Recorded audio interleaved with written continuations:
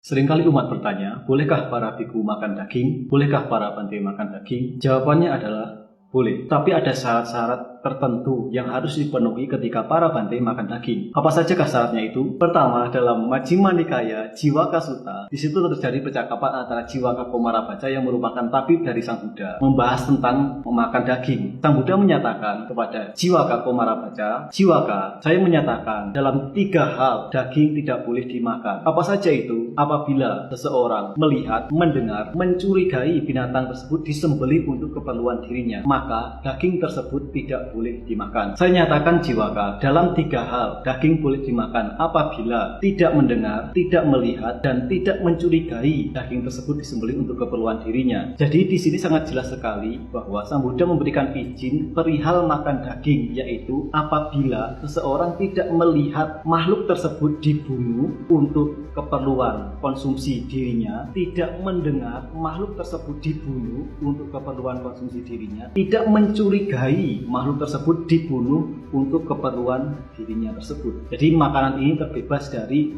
3 syarat tersebut tadi, boleh dimakan. Nah, kemudian apa saja sutta yang merujuk bahwa Sang Buddha makan daging? Pertama, ada dalam Anguttara Nikaya, yaitu ketika Jenderal Siha yang merupakan pengikut dari Niganta yang beralih keyakinan menjadi pengikut Sang Buddha setelah mendengarkan khotbah Dhamma dari Sang Buddha. Setelah mendengarkan khotbah Dhamma dari Sang Buddha dan merasa bahagia dari khotbah Dhamma tersebut, Jenderal Siha mengundang Sang Buddha beserta para siswanya untuk berkenan memenuhi undangan makan siang pada keesokan harinya. Dalam perjamuan itu, Jenderal Siha menyediakan makanan berupa daging. Ini menjadi fitnah ketika Jenderal Siha mengundang Sang Buddha untuk makan makanan daging. Kemudian Jenderal Siha mengklarifikasi bahwa undangan tersebut sepenuhnya dipersiapkan untuk menjamu Sang Buddha tanpa Sang Buddha meminta pesanan makanan tertentu. Jadi Sang Buddha memenuhi undangan tersebut dan makan apa yang dipersembahkan oleh Jenderal Siha, sehingga daging tersebut terbebas dari syarat tadi, tidak melihat, tidak mendengar, dan tidak mencurigai. Kemudian dalam Anguttara Nikaya juga terdapat penjelasan bahwa perumah tangga yang bernama Uga pada saat itu juga mengundang Sang Buddha dan mempersembahkan makanan. Salah satu di antaranya juga terdapat menu daging. Jadi di situ jelas bahwa Sang Buddha pun juga makan daging. Kemudian memang ada beberapa kriteria tertentu yang dijelaskan dalam peraturan kebikuan. Ada 10 macam jenis daging yang tidak boleh dimakan, yaitu daging manusia, gajah, kuda, anjing, hiena, ular, harimau, macan tutul, beruang, dan singa. 10 jenis macam daging itu tidak diperkenankan untuk dimakan. Satu kisah lainnya yang mungkin menjadi latar belakang beberapa para bante atau beberapa umat mengira para bante tidak boleh makan daging, yaitu pada kasus Bante Dewadatta yang mengajukan 5 syarat, 5 usulan kepada Sang Buddha. Salah satu dari 5 usulan itu adalah Bante Dewadatta mengajukan usulan bahwa para bante sepanjang hayatnya tidak boleh makan daging dan ikan. Usulan yang diberikan oleh Bante Dewadatta kepada Sang Buddha itu semata-mata bertujuan untuk memecah belah komunitas Sangha dan merendahkan harkat martabat Sang Buddha, bahwa para bante yang menjalani kehidupan suci tidak boleh makan daging, sehingga kalau makan daging akan merusak citra dari Buddha Tatanan. Sang Buddha menolak usulan dari Bante Dewadatta dan memberikan izin kepada para bante, para biku lainnya boleh makan daging asalkan 3 syarat tadi terpenuhi, yaitu tidak melihat, tidak mendengar, dan tidak mencurigai binatang tersebut disembelih untuk dirinya. Kemudian, apakah ada korelasinya tidak makan daging dapat mencapai tingkat kesucian? Untuk hal ini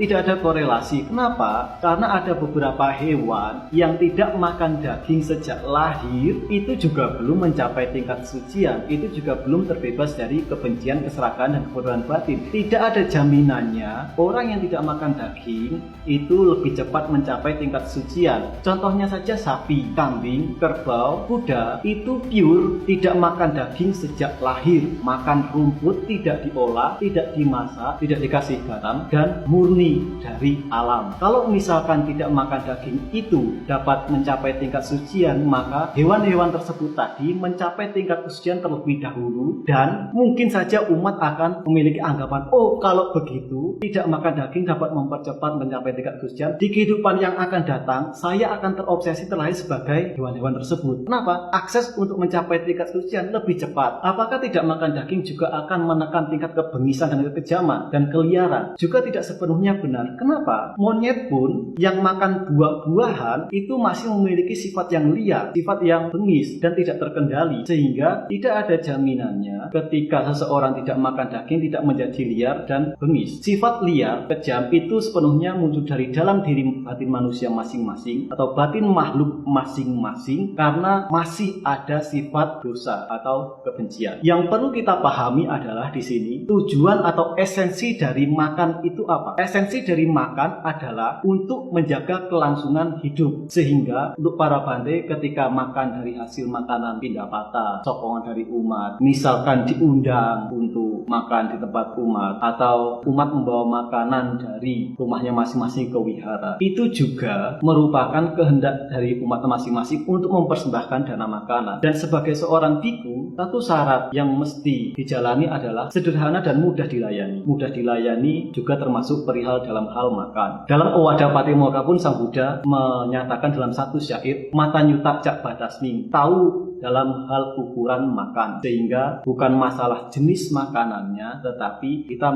melihat esensi dari makanannya tersebut yang jelas sehat, tidak membawa penyakit, kemudian mampu menjaga kelangsungan kehidupan. Jadi saudara-saudara sekalian, kembali ke pertanyaan awal, apakah para Bante boleh makan daging? Jawabannya adalah boleh, dengan memenuhi 3 syarat, yaitu tidak melihat, tidak mendengar, tidak mencurigai bahwa hewan tersebut disembelih, dibunuh untuk konsumsi yang bersangkutan. Itulah penjelasan berkenaan dengan makan daging boleh atau tidak. Pesan dari saya setelah melihat video ini adalah jangan percaya begitu saja, selidikilah apakah sesuai atau tidak sesuai.